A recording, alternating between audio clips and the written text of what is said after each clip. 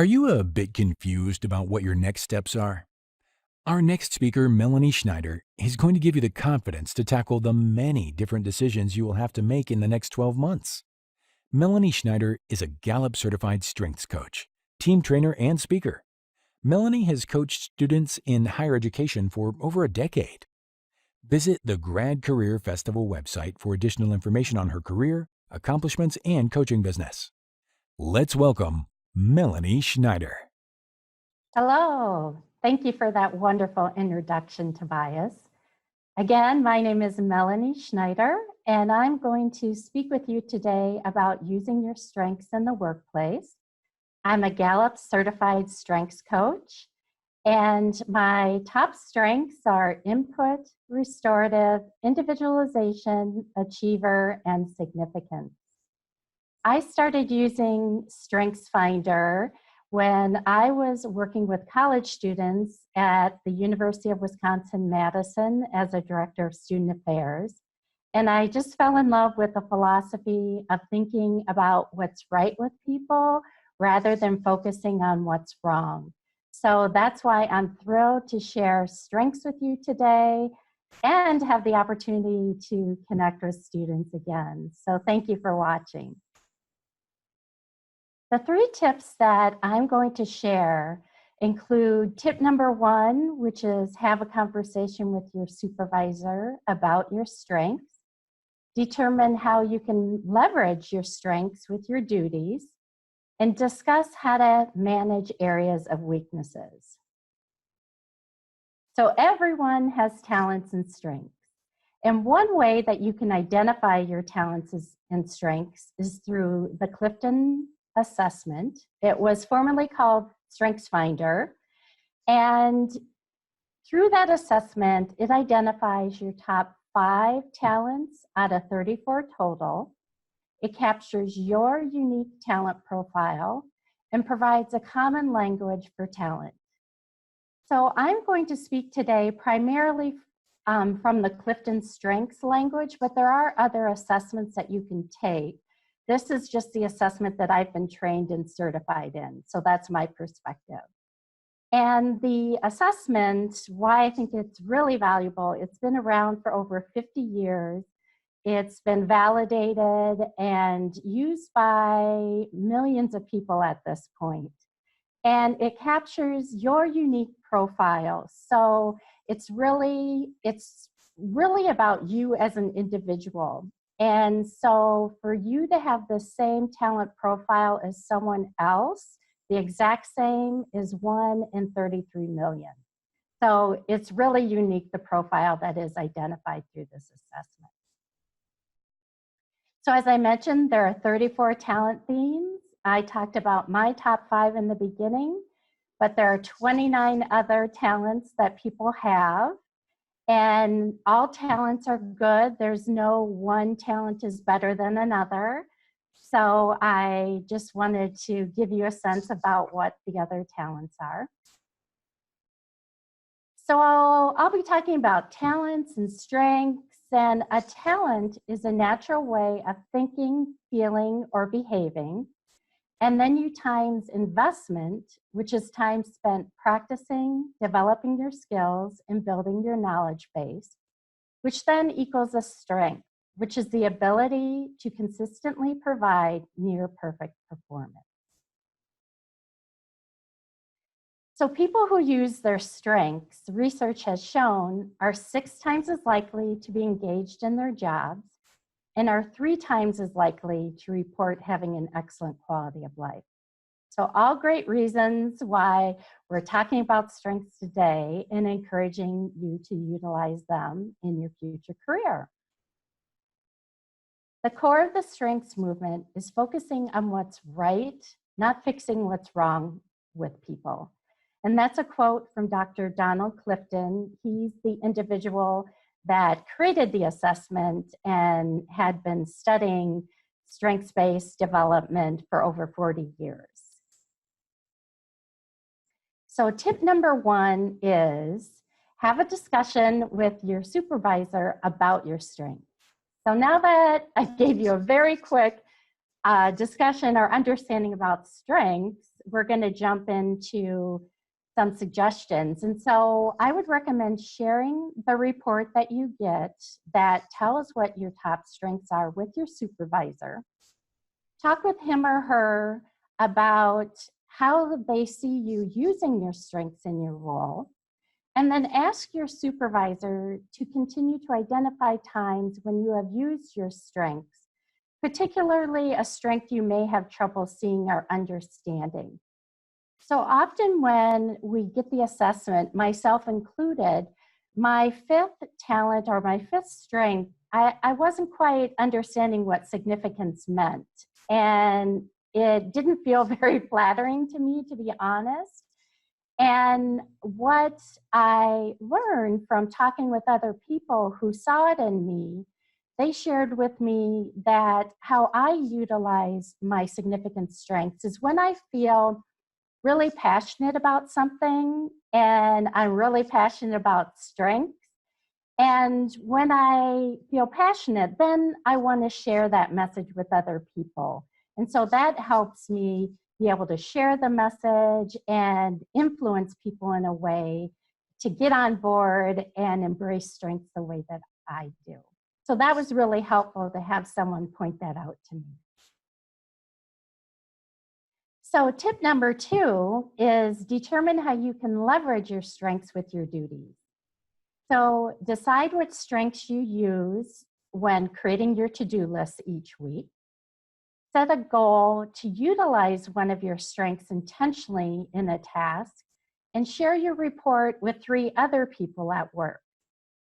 So what I'm recommending is that when you create your to-do list for the week, and even if you don't have a job yet, this is something that you can start using now, also with the end of the semester that's here for some of you, is look at your to-do list for the week and then write down which of your top strengths you think you use to complete particular items on your to-do list. Then the following week, go through that activity again, but then think about which other strengths you may be able to use to accomplish some of your tasks. And then analyze and think about, was your task done much more quickly by using this other strength of yours? Or did it go slower? What if you combine 2 of your strengths? How did that work? So those are some suggestions for actually utilizing and leveraging your strengths. And then the last piece is sharing your report with 3 other people. So I would encourage you in the workplace to share your report with other colleagues and have a discussion with people that you work closely with about your strengths. And in sharing your strengths, that's going to help them start thinking about and wondering, well, what are my strengths? And it's great if they know what their strengths are and you can have a conversation right away. Otherwise, they can take the assessment and then you and your team could start talking about your strengths and how you each bring different talents to the table. And in essence, how that creates the strongest team is by having different talents and strengths that everyone has on the team as a whole. And so the ideal is there's no like perfect combination. People often ask me, what's the ideal CEO? What talents or strengths does she have? Well, the neat thing is there is no magic, oh, they must have these top 5. What is magic about it is the individual, the CEO, understands his or her talents and strengths and then surrounds themselves with individuals who have different talents or strengths that they know that they're not strong in, but these other people are. And so that makes them and their whole organization as a whole very powerful. So I think that's some pretty cool stuff there. Another quote is, not being everything is smart. Not working on everything, but rather emphasizing selected strengths is the route to excellence. So again, this is Dr. Clifton. And something that also attracted me to strengths was I used to think that I had to be well-rounded. And I think many of us were raised that way, that mindset of we need to keep fixing or working on our weaknesses to become good at everything. And that's a lot of wasted energy, and it's not very fun working on our weaknesses. So really, in their research, they've shown that if you focus on using your strengths, you get much more bang for your buck. So another great reason to be using your strengths. And I'll talk a little bit more about weaknesses next. So another suggestion, or tip 3, is to discuss how to manage your weaknesses with your supervisor. Don't try to avoid your weaknesses. They are all part of all of us. Instead, my suggestion is to manage them. And ways that you can do that is if you can, just simply avoid working in areas of lesser talent. Another suggestion is use another strength or talent theme to make up for an area of a lesser talent or strength. The fourth suggestion is to find a complementary partner, so someone who has a different strength than you.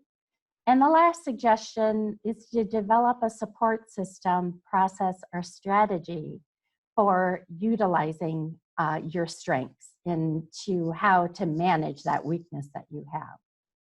So again, what an example here would be, let's say that you're someone who you've been missing some meetings or you've been running late and you have a strong responsibility strength. And what that means, responsibility is just like it sounds. You're someone who takes psychological ownership over tasks that you have. And you almost feel guilty if you don't do what you say that you're going to do. So you're probably not feeling very good about missing these meetings. So what would be helpful is then to think about a system so you won't miss your meetings. And one way you can do that is, for example, make sure that you have reminders in your calendar. So lean into like your achiever strength and have to-do lists and reminders in your calendar that it pings you at 15 minutes before your next meeting. And so if you're on the phone call or meeting with someone else, you'll have a reminder, oh yeah, I have this meeting in 15. I need to wrap things up here. So that's a next suggestion of how you can lean into a different strength to help you accomplish a task. You could also find complementary partners. So someone who has different talents than you, but you can work together to make up for this weakness that you have. So let's say you have a networking event that you're going to in the evening, and you're someone that just doesn't feel comfortable about meeting people by yourself. It's hard, it's awkward, you don't know where to start. So you could talk to your friend who's really good at meeting strangers. And that person may be really strong in the woo talent, which is winning others over. And you could have a conversation with that friend or that colleague and say, hey, can we go to this networking event together? And would it be possible for me to kind of hang around with you because you're so good at meeting strangers? And maybe you could help introduce me to some other people too. This is just something I'm not very good at, but I could really use your help. So that's a way of leaning into a complementary partner to help manage a weakness area of yours. So the next steps that I would recommend is, again, having a conversation with your supervisor or manager, or even right now in your personal life, you can talk with a significant other or family member, and they can help identify your strengths for you. And think about your strengths and how you'll use them in the different roles in your life. So at work, how do you plan when you land a new job? How do you plan to use your different strengths in that job? And how can you bring up your strengths in interviewing for a job? Those are all things you can start thinking about now. Other things are make a list of your top 5 most important projects for the week and think about what different strengths you can be using to accomplish those different projects. And try out different strengths and see what works the best. And then the last recommendation or steps that you can do is determine how you can best use your strengths to accomplish different tasks. So similarly to what I just said, is think about using your strengths differently, or even using your number 6 or 7 strength if you know what that is. Combining that with maybe your number 1 strength and seeing what the outcome is. I bet it's even more powerful than what you've been accomplishing before. So in conclusion, I just want to remind you that utilizing your strengths in the workplace is not difficult to do, but it does take some practice and intentionality. So thank you for your time and attention. Again, I'm Melanie Schneider, owner of Master Your Strengths Coaching. I'm a Gallup-Certified Strengths Coach. And if your manager is not open to having discussions about your strengths or helping you develop in this area, I do individual coaching with individuals. So you can contact me at masteryourstrengthscoaching.com or on social media at Melanie Schneider Coaching, or you can text me at 608-698-5751. Thank you.